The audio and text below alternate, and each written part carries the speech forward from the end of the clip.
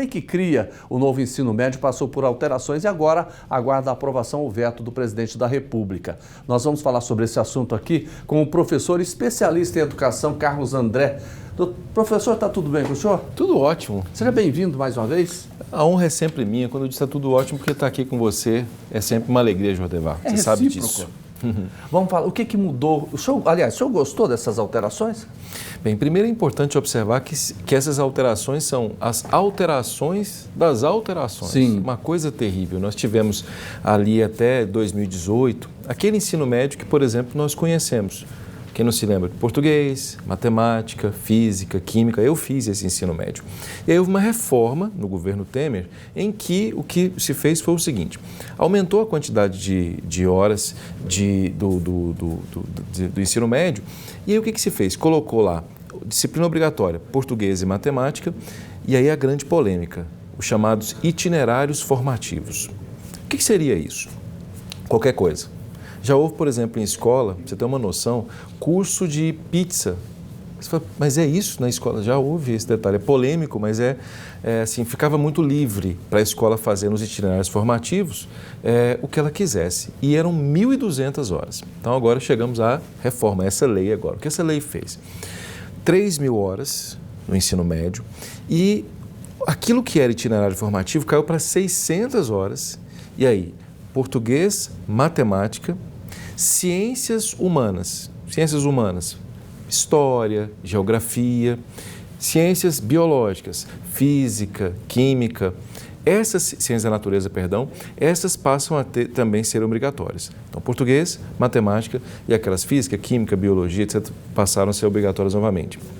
E os itinerários formativos caíram para 600 horas. Então, se eu pensar, em resumo, na reforma da reforma, essa nova lei melhora esse ensino médio anterior.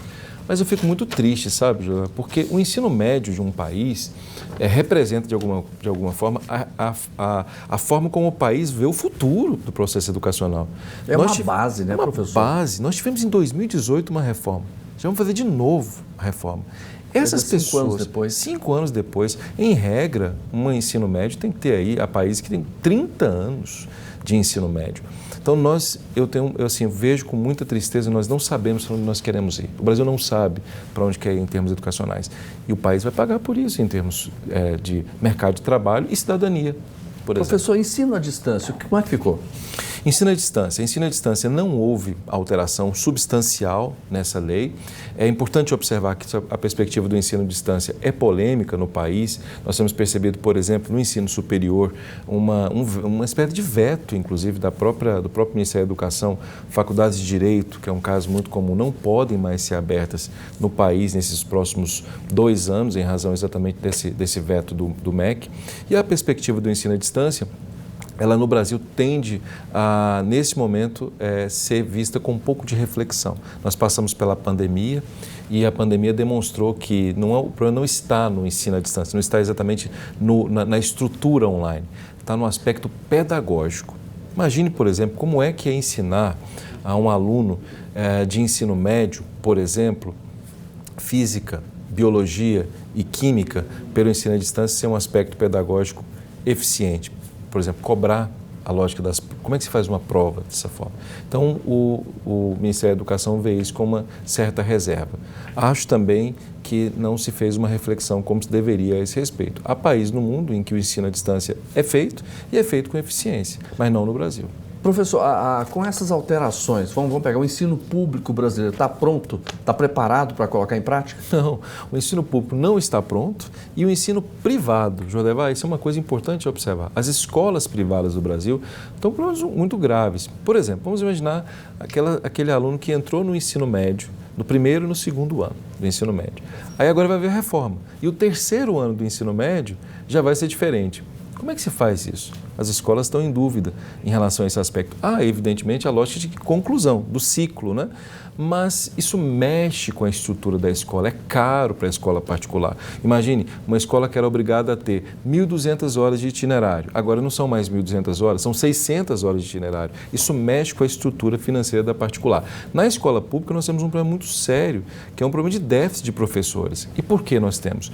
Porque também o Brasil paga mal aos professores. Quantas pessoas no Brasil, falo como professor, né, querem hoje serem professores? Eu, né, apaixonado que sou pelo processo educacional, né, me dedico e tantos outros colegas professores dedicados, mas nós sempre nos perguntamos, por que desse déficit? O déficit é exatamente porque o professor percebe que não há seriedade na estruturação educacional e, inclusive, no aspecto também de natureza financeira. O senhor tocou num assunto muito delicado, que é quem já está, né, no ensino médio. Quem fez, por exemplo, o senhor falou de quem falta um ano, e quem começou fez apenas um ano, se for promulgada essa nova lei, como é que fica a situação dele em relação à prática? Ciclo. Continua no ciclo. Então, veja só. Ele entra no novo ciclo? Não, ele continua nesse ciclo anterior, do primeiro, segundo e terceiro ano. Ele tem que concluir o ciclo. Então nós vamos ter dois tipos? Dois tipos. Mas não tem estrutura para isso? Não tem estrutura para isso. Por isso que eu digo, falta planejamento educacional no Brasil. Não se pode mudar uma educação tão rapidamente. É claro que a anterior era tão ruim que, de fato, não há como não haver essa alteração. Mas nós teremos déficits educacionais por pelo menos, observando isso que você acabou de falar, quem começa agora, no primeiro ano, vai ter que terminar nesse ciclo anterior. Por pelo menos 3 anos nós teremos problemas. E o planejamento, o reposicionamento das escolas, a lógica de treinamento com os professores, o que se prevê do ponto de vista educacional são pelo menos 10 anos de adaptação a essa estrutura. Educação é um transatlântico, não dá para mexer assim, mudar rapidamente. Professor, diante dessa situação que o senhor está colocando aqui, qual que é a avaliação que o senhor faz em termos... É claro que nós vamos ter prejuízo. Vamos. Mais prejuízo do que lucro. O senhor diria sim ou não? Não, eu não diria... No médio prazo? No curtíssimo prazo, vamos ter muitos prejuízos, pelo que já colocamos aqui, principalmente essa desorganização dos ciclos. A médio prazo vai ser bom, porque nós vamos corrigir um problema, e eu espero efetivamente que a longo prazo seja melhor ainda. Mas a curtíssimo prazo é um prejuízo desastroso para o país. É exatamente para mostrar que o país precisa trabalhar a educação melhor. Mas isso agora depende do presidente, né, da República. Depende. O presidente ele tem que aceitar, né, aquilo que o Congresso Nacional fala, que tecnicamente é a promulgação, ou vetar. Ou não aceitar. Acredito que o presidente da República não vetará, que a lei será de fato consignada pelo Planalto. Por quê? Porque veio do Ministério da Educação do presidente da República.